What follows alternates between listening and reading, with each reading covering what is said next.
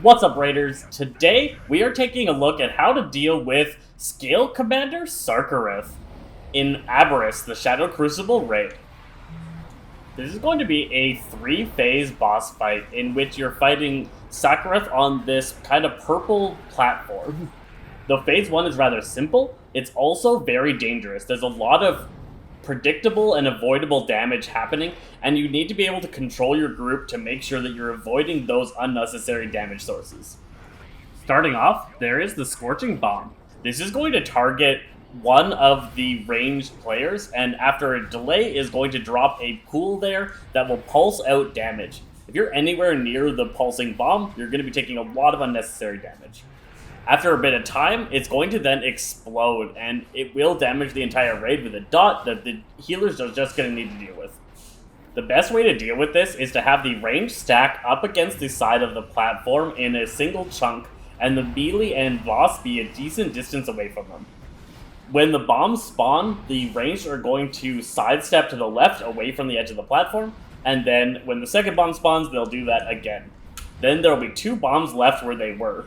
Once those bombs have finished their pulsing, the ranged group is going to go and move in front of the first set of bombs and drop the next bomb there. And you're going to continue to just drop rows of bombs along the pathway as the tanks slowly back up the boss, reacting to the space difference that you're going to have. If any of the ranged are ever in melee when the bomb comes out, you're going to have a lot of problems. You need to keep those ranged away, and you need to react very quickly if a bomb does end up start to spawn in melee range. Be careful when you're up against the edge of the arena, and that's because of a pressing howl.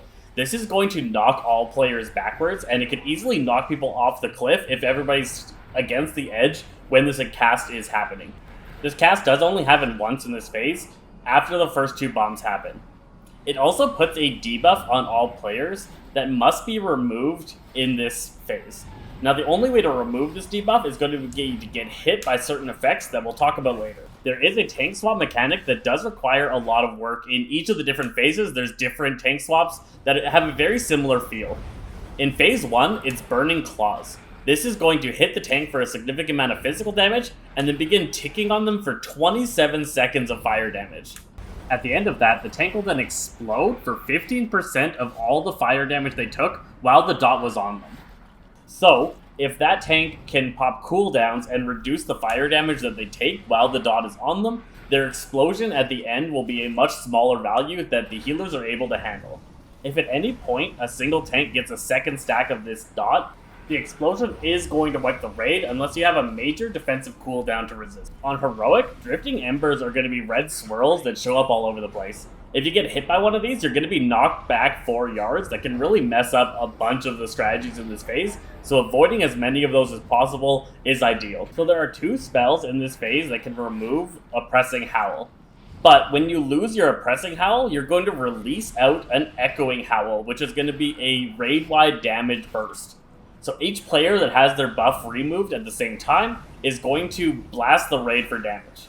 The more people that clear it at one time, the more damage it's going to be. So you need to section your group out into 4 chunks that are going to remove it at the same time.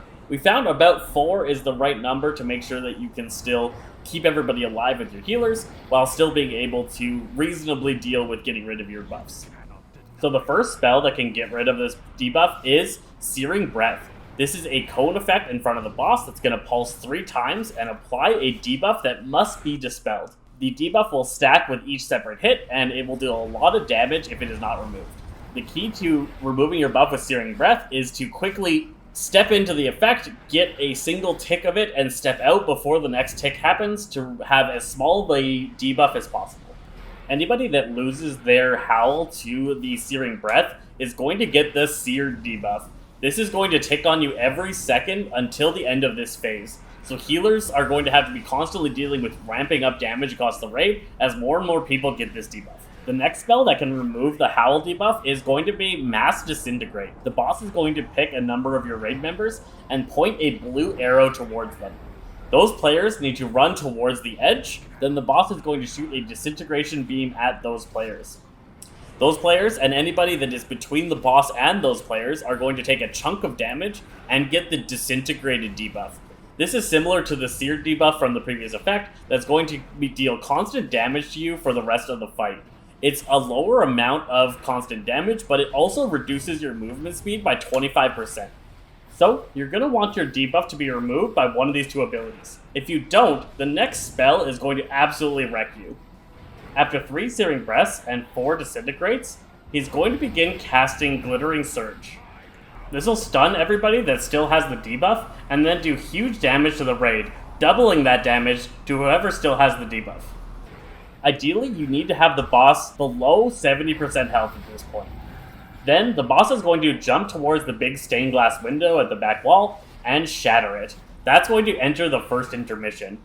Every player is then going to slowly get 10 stacks of Oblivion and then disappear into the Shadow Realm. In the Shadow Realm, there's going to be a bunch of little stars as well as 3 larger white pools. If you collect the 3 large pools, you leave the Shadow Realm and go back to the main platform. But for every one of the small stars that you pick up, you get a stacking buff that gives you massive increase of haste and movement speed. So, the goal in this phase is to pick up as many of those little stars. We're aiming for about 10 of them before leaving the Spirit Realm. You want the entire raid to leave around the same amount of time, so that's why we kind of focus towards trying to grab close to 10, as well as then grab your 3 big sections and get out. When you come out, the fire is still going to be down, and the boss is going to be channeling a spell. Do not interrupt that channel until most of your group has left the Shadow Realm, and at least 1 tank is available to pick up the boss. If you interrupt him and there's no tanks, he's just going to run around on a killing spree. Shortly after interrupting him, he is going to pick a random raid member and begin a flight-based attack towards that player. You want to have him shoot that attack pretty much off the platform, so as long as the entire group is grouped in front of him and up against the edge, he'll pick somebody to target, and then everybody can sidestep out of the way, and he'll shoot that effect off the edge of the platform. The more breaths in this phase that you can make go off the platform, the better off you're going to be, because then you're not dealing with the pool that the breath leaves behind. Whenever he does this Dream Breath, he's going to summon a set of adds. These adds are going to be needed to be picked up, stunned, DPS down, and continually interrupted. They are a absolutely devastating part of this fight, and you need to make sure that you're dealing with this. On heroic difficulty, these adds are going to gain a buff called Rescind. Rescind is going to make them constantly restore their maximum health every second, and the only way to remove this debuff is to kite them through these blossoms that the boss puts down. Desolate Blossoms are going to be a circle on the ground that, as long as you're standing in it, is going to give you a stacking debuff. Due to Ebb and Might casts from the boss, the adds are just going to get stronger and stronger the longer they're alive, and eventually they're going to become immune to crowd control and interrupts. So they have to be burned down before the boss casts more than 4 spells. Void Bombs are going to be the hardest part of this phase to learn. Several Void Bombs are going to show up around the arena. They are a dark purple pulsing bomb, and when picked up, after 20 seconds, you will explode for massive damage. However, if you are in the Shadow Realm when you explode, you take 90% reduced damage, and you don't hit anybody else. So the key to this phase is for DPS to pick up the Void Bombs, and then go into those Desolate Blossoms that are on the ground pulsing AoE damage. That'll give you that stacking debuff of Oblivion, and when you hit 10 stacks, you're going to go into the Shadow Realm. And healers need to know who is picking up the bombs so that you can spam heals on that person while they're trying to go into the Shadow Realm so they do not die. Void Claws is the tank buster in this phase. This is going to deal some massive damage and apply a ticking shadow debuff.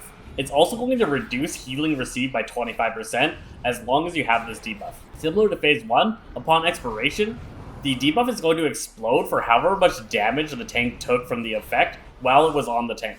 However, in this phase, it's only a 20-yard radius, and it is not everybody in the raid. The key to this phase is to have whichever tank gets Void Claws on move away from the group, while receiving regular healing to deal with that 25% reduced incoming healing effects, as well as continuous about 200,000 shadow damage every 2 seconds. After the 18 seconds, that tank will explode in their own little private circle, and then return and take the boss off of the other tank who will now have the debuff. This is just going to be a rotation between the 2 tanks, one running out while the other tanking the boss and all of the adds. You have to continuously watch out for Abyssal Breaths throughout this phase, plan for when they're happening, and have the raid group up towards an edge before it casts. That'll make sure that Abyssal Breaths pool is not somewhere where the raid needs to be. DPS need to be paying attention to how many stacks of Oblivion they get. Every spell they get hit by in this phase, every pool they stand in, is going to give them a stack of Oblivion.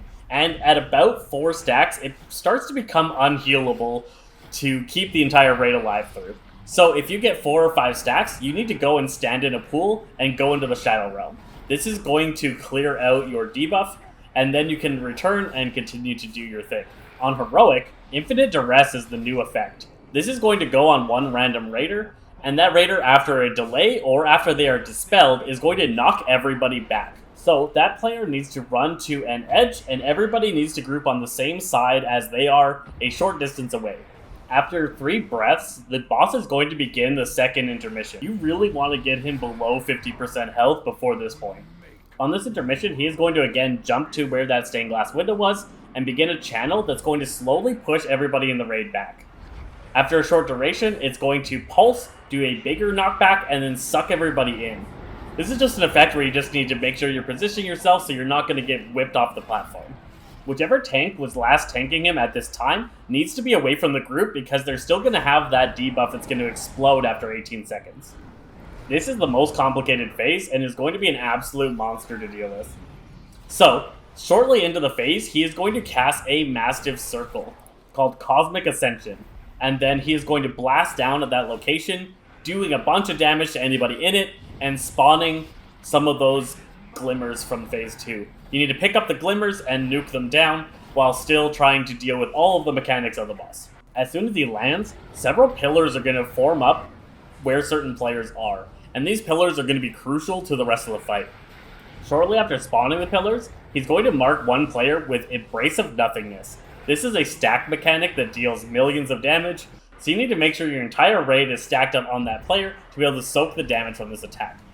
Any of those pillars that are within range of this soak mechanic will also be destroyed. This is how you make sure that you have enough room on the platform if you get too many pillar spawns.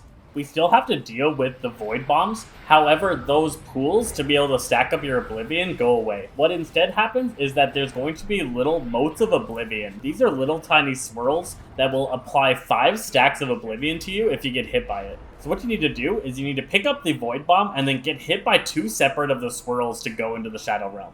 The Tank Buster in this phase is a cleave that applies the same dot as phase 2.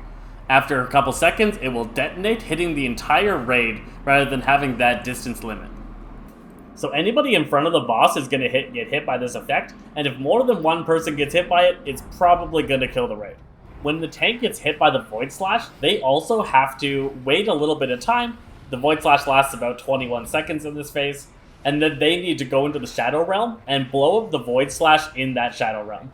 This is going to be absolutely pivotal to stopping the amount of damage the raid takes, because this explosion in phase 3 is probably going to wipe the whole group. Periodically in this fight, the boss is going to begin casting Scouring Eternity. This is going to be a channeled effect that spawns a supernova at the stained glass window side of the arena. After a delay, that is going to explode, dealing 1,000,000 damage and knocking all players off the platform. You do not get hit by this effect if you line of sight it in any way with some of the pillars formed from the Cosmic Ascension. So you need to be paying attention to the timers and making sure that you are available and able to get behind some of the pillars before this effect goes off. Heroic, this phase is going to keep that Infinite Duress Dispel ability happening as well. So how this is going to have to work is that the player that gets this mark has to go stand near the tank to make sure that they blast the raid away from the tank, and the tank to the side and not off the platform. The tank is almost always in this fight going to be up against the edge or close to the edge to make sure that nobody is getting cleaved by the boss's cleave effect. We have found it is most efficient to stack your pillars right up against the stained glass window side of the arena at the start of the fight. How you do this is that you have to bait the boss away from that side of the room by having the tank stand on the opposite side. This will cause the boss to charge towards them before he begins casting the Cosmic Ascension. The rest of the raid can then hang out by the stained glass window while the Cosmic Ascension effect is going off, and then the pillars will then get spawned right up against that window. This is going to give you a huge amount of room behind those pillars to be able to avoid the Scouring Eternity effect. From then on, pillar drops can just be up against the edge of the arena, and we don't really have to worry about hiding behind them because you have some ideal pillar placements.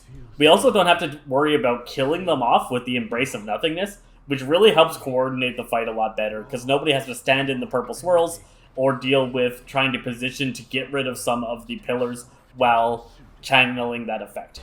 If you don't end up doing this, you're going to have some struggle with some pillars. Throughout the game, the pillars are going to get closer and closer, usually to the back wall, and eventually you're going to be risking either stand in the swirly effect of the pillar, taking damage and gaining oblivion, or getting knocked off the platform. Alright, so now that you know all these effects and all these strategies, I hope this helps you figure out how to combine your strategy together to take down Scalecommander Sarkareth, the final boss of Aberrus The Shadowed Crucible.